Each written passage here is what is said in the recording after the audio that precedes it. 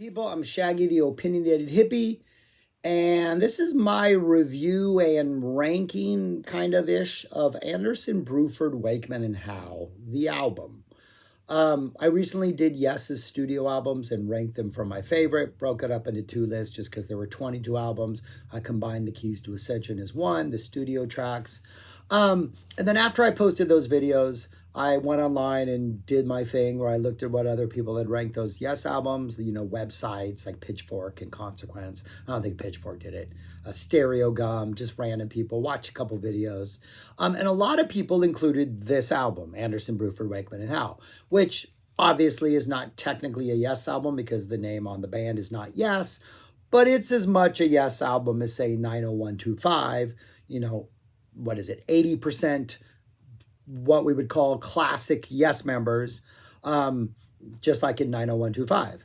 And I would even argue, if I had to, that like Tony Levin as bass, which is who's the bass player on this, is probably musically a step up from, say, Trevor Rabin on guitar. So like if I had my druthers about replacing either Chris Squire with Tony Levin or Steve Howe with Trevor Rabin, I'd probably go with Tony Levin over Chris Squire before I went with Steve Howe over Trevor Rabin, even though Howe and Squire are both kind of irreplaceable, right? That's how I would do it. So this is arguably a better Yes band. Album came out in June of 1989, a couple days before my birthday. Almost positive I bought it the day it came out, or maybe treated myself for my birthday. Maybe somebody bought it for my birthday, but I had it right away. Listened to it, did not like it. I was a huge Yes fan. 90125, that concert was one of the best things I ever had in my life. Did not like Big Generator. That concert was one of the other best things I ever had in my life. Third song, Heart of the Sunrise, blew my mind. Just absolutely fantastic. And so when this was announced, I was thinking to myself, this might be what Big Generator wasn't, what even 90125 wasn't. This felt like maybe we're going to get something along the lines of like a Fragile or a Close to the Edge or even a Topographic. I would have been great with that.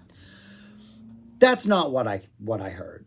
And did not like the album, but went to see the band anyways when they played at Shoreline shortly thereafter. I was at that show that they actually filmed. I'm pretty sure the Shoreline show, I was that with the one that they filmed for their live release show. So I was there for that live release show. Somebody told me once, I've never actually watched that Anderson, Bruford, Wakeman, and Howe thing from Shoreline. Somebody said that you can see us. We were in the 100s. We were pretty low. We had really good seats. But I did not like that show. That show felt like four members of Yes, not a band, four members of Yes, playing a bunch of Yes songs, getting a bunch of solo spotlights. I thought the flow of the concert was horrible. There was a long intermission for no reason. I thought it was a horrible show. After that, I was kind of done with Yes. I still listen to the classic albums, everything from 90125 earlier, but I didn't really hop on board with anything else that was released on there. It really wasn't until like 10, 15 years later that I started to go see the band live again, just more for nostalgia's sake than anything else, and saw some really good shows. But I'm pretty sure I have not listened to this album in like over 30 years. A lot of people put it on their list. So I was like, maybe I should reconsider it. A lot of people had it kind of high on their list. So I thought maybe I was a little harsh on it back in 1989. Maybe it's a much better album than I thought it was.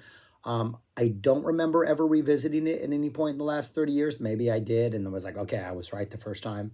And so I did it. But I still have it. Like I don't ever sell stuff. So once I buy it, I own it forever. So I decided to check it out. And I thought I would review it, and then I thought I would rank it according to the other Yes albums. So I checked it out, and let's see. Tony Levin is bass player. Might as well have just gotten anybody. I don't feel Tony Levin's presence at all. He did not in any way. He's almost like buried in the mix. It's almost like they didn't want to acknowledge that there was a bass player. If Chris Squire isn't here, we're just going to forget about it. The bass, you can hear the bass. There's a couple songs where it kind of is more present than others. But to say that it has an overall effect on the album, I don't think it does. Steve Howe's guitar playing.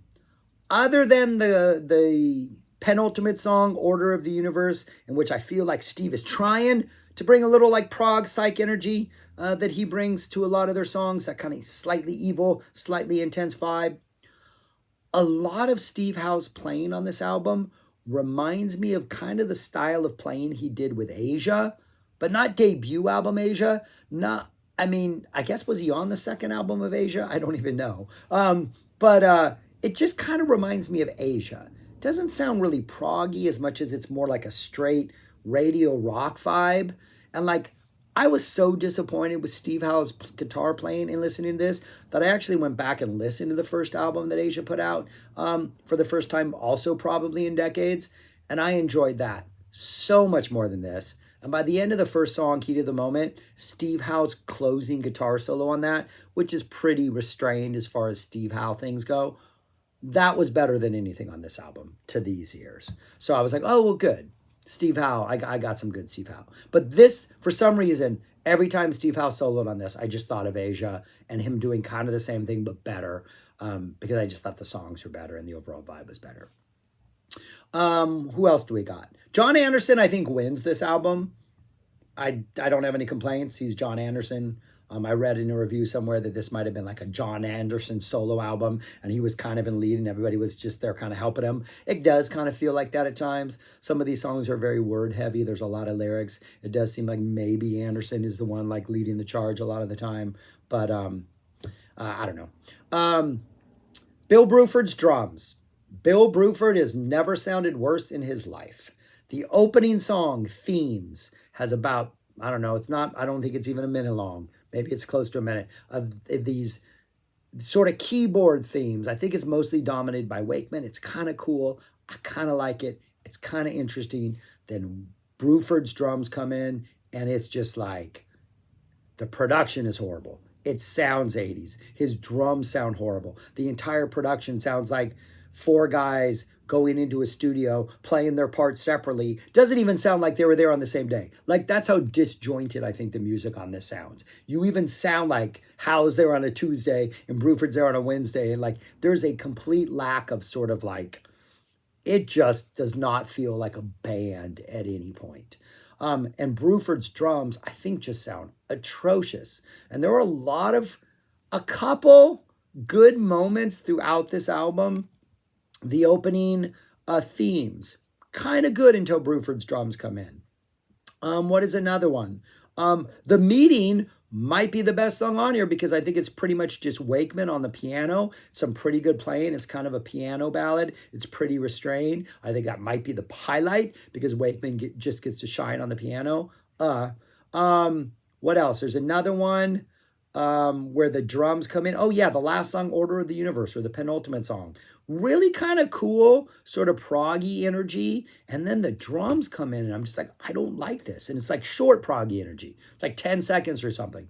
And then the drums come in and just like ruin it. So Bruford isn't helping things, or the production of his drums is not helping things. And then we get Rick Wakeman. And I think Wakeman, listening to his keyboard sounds on here, there's some Disneyland Main Street Electrical Parade action going on. But what I'm thinking is like Wakeman has like, I don't know, hundreds of different sounds that he could program on his keyboard, right? And he's been making albums since the 70s. And I'm thinking to myself, you know what? There's like 20 keys, 20 sounds, 20 like sort of patches he's never used before. He's just going to use them all on this album, whether they sound good or not. And like some of these, it's like, what is it? Fist of Fire, which kind of works because the Wakeman keyboard sounds are so ridiculously over the top.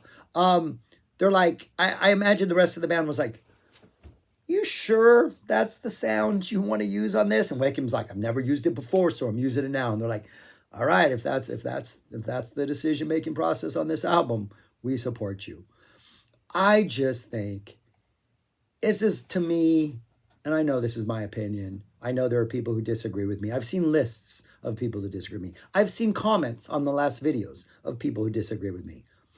This, to me, is one of the most cash grab, four guys who used to be in a band trying to make music. They wanted to use the Yes name. Squire's not in the band. He held the rights to the name, is my understanding. So they had to use this name. And it shows that they were trying to sell records based on their name. I mean, Anderson Bruford Wakeman Howe. Like, it's not a band name. They should have come up with a band name. I think I'd have more respect for them there if they had come up with a band name. But instead, they used all their own names. It's not a good album, people. The opening themes kind of works until the Bruford's drums come in. Yeah, Wakeman's Disney sounds are kind of good on that. They're kind of good on Fist of Fire. But then again, I have one of the comments I wrote in my notes on Fist of Fire is, what in the hell is Wakeman doing? I'm just like, what is going on? There are moments in Fist of Fire where it seems like Wakeman is like, maybe he's daydreaming, eating a curry, and all of a sudden he's like, whoa, got to play some stuff. And it's crazy and it's wacky. Like, I just don't think it works. It doesn't feel cohesive or thought out or planned. It just seems chaotic. What else do we got? Brother of Mine has moments, but then it really drags in the middle. And when they come back at the end, it's a little too just weird, empty, poppy, jaunty that I just kind of don't like. Let's see. Birthright has this little potential in it. It's kind of this slow burning energy, but the guitar sound, both this sort of really thin, horrible acoustic-ish sound, and then we go into this, like, I think it's maybe pre-chorus or the chorus where you get more of an electric sound, but it is so overproduced. Doesn't sound anything like Steve Howe. Sounds like some random 80s like hard rock band. It just, I don't think there's Howe. It does not sound like Howe at all. Like, it just sounds like some other random guitar player. I think the sound is horrible. The Meeting might be the best thing on here because it's dominated by some Wakeman piano, which is kind of beautiful. Quartet has kind of starts off kind of cool, and then it has this shift in the middle that goes into this thing that every time the shift happens, which I listened to it 3 times in the last couple of days. The 3 times I listened to it recently, I was thinking they were going into that the theme song for the Golden Girls. Thank you for being a friend. Like, I think Thank You for Being a Friend would have been better than whatever it is they go into.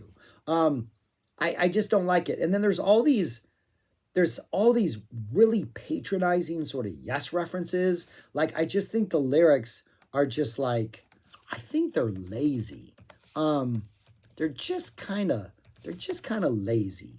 So these are the lyrics. Like, all of a sudden, right, we're like halfway through the song and we get all these like yes references that I just don't think we need. It's the second part of the song, which is called She Gives Me Love. I think there's a couple parts, probably 4 parts in it. But in the second part, She Gives Me Love, it's like, she gave me love, long distance run around, in between the pressure I was summoned. How did we dance on the south side of the sky? We saw the flags flying in the moon and through the gates of delirium so fast. I mean, like, was the roundabout only to believe in you? I don't know. It just seems like pandering. It just seems like, hey, remember, we once did these really fantastic songs long ago. So yeah, it doesn't really do anything for me. There's some Penny Lane horns in there where you're like, what the heck? Why do we got some Penny Lane horns all of a sudden? Teakbois, Teakbois, Teak Boys, Teakbois. World music vibe. No, stay away from me. Yes, you don't need to be doing this. Wakeman's keys sound horrible. There's this weird lyrical part like toward the end where they're saying Bobby Dread and Cool Running over and over. No idea why. It doesn't work. It's a horrible idea. Whoever's decision it was should be fired from Yes. Order of the Universe sounds promising. Probably by far the most proggy thing on here. Probably by far the most Steve Howe stepping forward and maybe trying to make a difference and save this album. But then it just kind of goes after the kind of cool proggy intro. It kind of goes into what I think is kind of a bad rocker. It's kind of an average bad rocker that maybe belongs on Big Generator. And then we close out with what I think is just the inconsequential closing track, which is called, I don't even know what it's called. What is the called? Let's Pretend, which apparently is a cover. Wow, that's crazy. Of a Vangelis song? What is happening here? I don't know what's going on. I don't know. Maybe they use Vangelis music in it. But anyways, I don't like this album. I mean, I felt like I should address it just because other people are putting it in their list. But I went back and revisited it. I don't get it. I don't get why people like it. The sound is just, I think, Bruford's drums kind of kill it. Some of the production on the guitars kill it. I just don't like this album. If I were to rank it among the Yes albums, yeah, I'd put it in the back. I'd rather listen to Talk. I think my expectations for any Trevor Rabin album are met more with Talk than my expectations for an Anderson Bruford Wakeman Howe album, right? Like my expectations for this album are up here, and like the reality is down here. My expectations for Talk are like here, and the reality is like right here. So that gap is going to put Talk higher on the list. Same with Union, same with Big Generator. But this, like when it's bad, I don't think it's train wreck bad. I don't think it's one of those where I'm like, oh, this is so bad, it's kind of good. It's just so bad, it's just kind of bad. And I hate to just bash on an album, but like, Yes has some good stuff. Yes did some really good stuff, you know, later on in their career. They found the sort of synergy again, and they vibed. Fly From Here, I think, is a fantastic album. But this, yeah, I just don't get it. Like, I think it's not really prog. It's like the songs are long, right? I mean, the songs are how long are these songs? We're talking. We got a bunch of 9-minute ones. We got an 8-minute one. We got a 10-minute one. We got a 9-minute one. We got another 9-minute one. We got one that's 7.5. We got a 6-minute. The opener's a 6-minute. They're just long, but they're not prog. I don't really think there's prog energy. I think a lot of these songs could have been edited down to shorter songs. Like, I just don't get this album. And if I had to rank it, it would be last. It would be number 23 behind all the others. I know people out there like it. Interested if anybody wants to defend it. Interested if anybody wants to defend it without being condescending, and you know who you are. It's a challenge. It's a challenge. But anyways, yeah, love to hear your thoughts on this album. I don't get it. I tried 3 times after 30 years. Not going to sell it because I'm an idiot that way. Who knows? Maybe one day I will fall in love with overproduced 80 albums. But anyways, that's all I got. Comment, like, share, subscribe. And if you haven't listened to this album, go listen to it. I would love to know your thoughts on it. But anyways, that's all I got. Thanks for watching. Peace. Talk to you later.